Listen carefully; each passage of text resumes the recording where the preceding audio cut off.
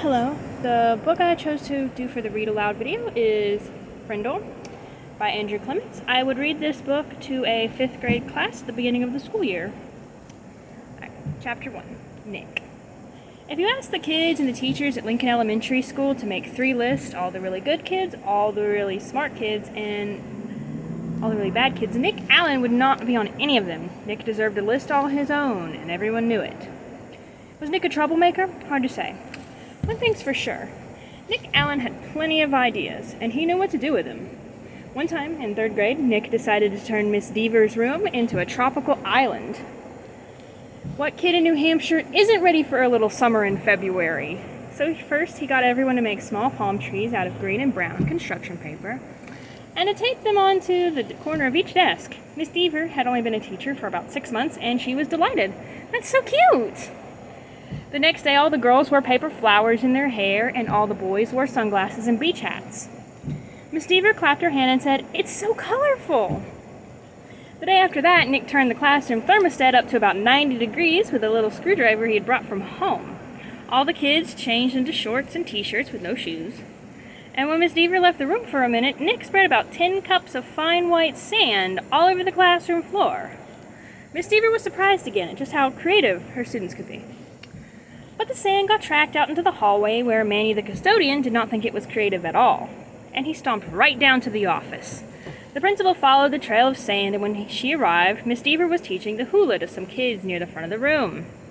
And a tall, thin, shirtless boy with chestnut hair was just spiking a Nerf volleyball over a net made from 6 t-shirts tied together. The 3rd grade trip to the South Seas ended, suddenly. But that didn't stop Nick from trying to liven things up. Lincoln Elementary needed a good jolt once in a while, and Nick was just the guy to deliver it. About a year later, Nick made the great blackbird discovery. One night, he learned on a TV show that red-winged blackbirds give this high-pitched chirp when a hawk or some other danger comes near. Because of the way sound travels, the hunter birds can't tell where the high-pitched chirp is coming from.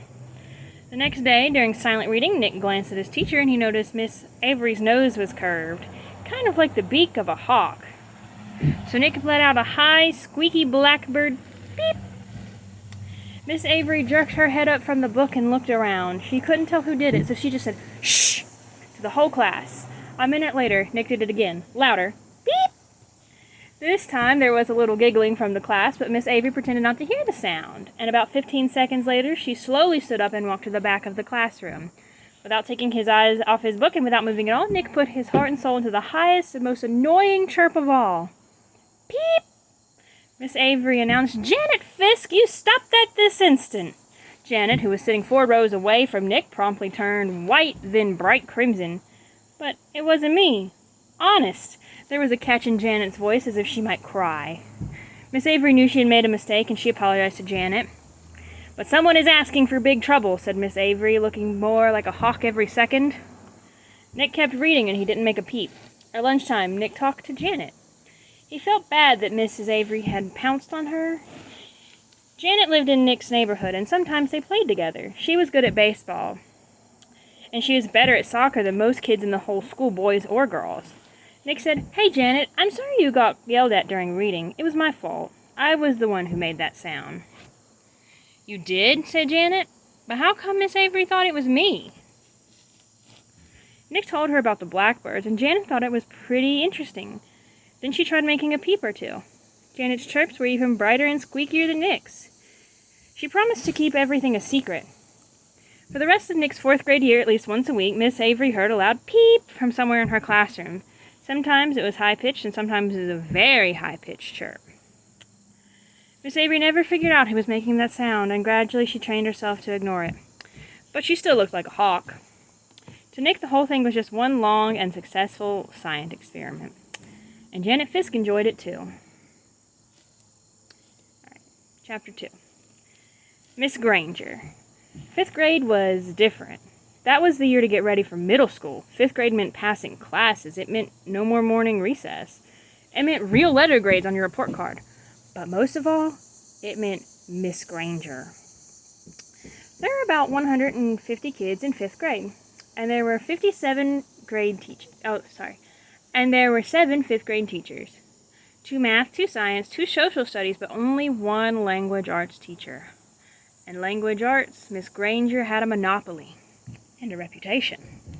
Miss Granger lived alone in a tidy little house in the older part of town. She drove an old pale blue car to school every morning, rain or shine, snow or sleet, hail or wind. She had a perfect attendance record that stretched back farther than anyone could remember. Her hair was almost white, swept away from her face and up into something like a nest on the back of her head. Unlike some of the younger women teachers, she never wore pants to school. She had 2 skirt and jacket outfits, her gray uniform and her blue uniform, which she always wore over a white shirt with a little cameo pin at the neck.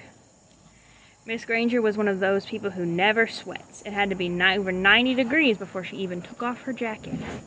She was small, as teachers go. There were even some 5th graders who were taller, but Miss Granger seemed like a giant. It was her eyes that did it. They were dark gray, and if she turned them on full power, they could make you feel like a speck of dust.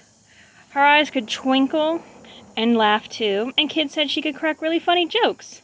But it wasn't the jokes that made her famous. Everyone was sure that Miss Granger had X-ray vision. Don't even think about chewing a piece of gum within 50 feet of her. If you did, Miss Granger would see you and catch you and make you stick the gum into a bright yellow index card. Then she would safety pin the card to the front of your shirt and you'd have to wear it for the rest of the school day. After that, you had to take it home and have your mom and dad sign the card, bring it back to Miss Granger the next day. And it didn't matter to Miss Granger if you weren't in 5th grade, because the way you saw it, sooner or later, you would be. All the kids at Lincoln Elementary School knew that at the end of the line, 5th grade, Miss Granger would be the one grading their spelling test and their reading test, and worst of all, their vocabulary test. Week after week, month after month. All the kids at Lincoln Elementary School know at the end of the line. Every language arts teacher in the world enjoys making kids use the dictionary. Check your spelling, check that definition, check those syllable breaks. But Miss Granger didn't just enjoy the dictionary, she loved the dictionary, almost worshipped it. Her weekly vocabulary list was 35 words long, sometimes longer. As if that wasn't bad enough, there was a word of the day on the blackboard every morning. And if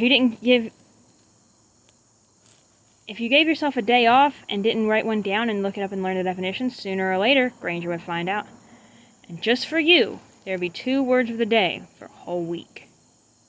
Miss Granger kept a full set of 30 dictionaries on the shelf at the back of the room, but her pride and joy was one of those huge dictionaries with every word in the universe in it. The kind of book it takes 2 kids to carry. It sat on its own little table at the front of her classroom, sort of like the altar at the front of a church.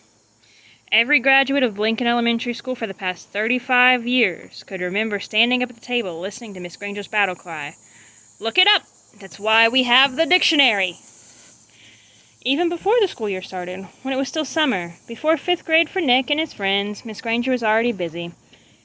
Every parent of every new 5th grader got a letter from her. Nick's mom read part of it out loud during dinner one night. Every home is expected to have a good dictionary in it, so that each student can do his or her homework properly. Good spelling, a good grammar, and good word skills are essential for every student. Clear thinking requires a command of the English language, and 5th grade is the ideal time for every girl and boy to acquire an expanded vocabulary. And then there was a list of the dictionaries that Miss Granger thought would be acceptable for home study. Mrs. Allen said, "It's so nice to have a teacher who takes her work this seriously." Nick groaned and tried to enjoy the rest of his hamburger, but even watermelon for dessert didn't cheer him up much. Nick had no particular use for the dictionary. He liked words a lot, and he was good at using them, but he figured that he got all the words he needed just by reading, and he read all the time. When Nick ran into a word he didn't know, he asked his brother or his dad or whomever was handy at the moment what it meant. And if they knew, they'd tell him, but not Miss Granger. He had heard all about her, and he'd seen 5th graders in the library last year, noses stuck in their dictionaries, frantically trying to finish the vocabulary sheets before English class. It was still a week before school, and Nick already felt like 5th grade was going to be a very long year.